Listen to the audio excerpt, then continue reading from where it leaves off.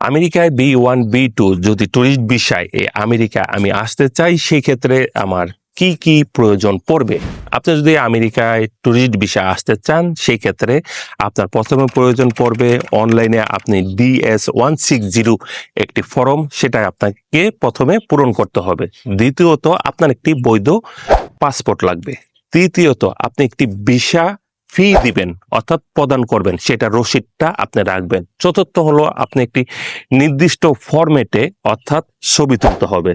পঞ্চম হলো আপনাকে একটি আর্থিক সচ্ছলতা দেখাতে হবে যে আপনি আমেরিকার মতন জায়গায় ভ্রমণে এসে ঘুরে যেতে পারবেন, সেই সচ্ছলতাটা আপনাকে অর্থাৎ প্রমাণাদি দেখাতে হবে। এবং শেষ যে প্রশ্নটি, সেটা হলো আপনি একটি ভিসা ইন্টারভিউ ডেট নেবেন এবং ইন্টারভিউ ডেটে যেয়ে আপনি সুন্দরভাবে নাইসলি যারা অফিসার আছে তাদেরকে বোঝাতে হবে যে আপনি আমেরিকায় কেন ভ্রমণে আসতে চান।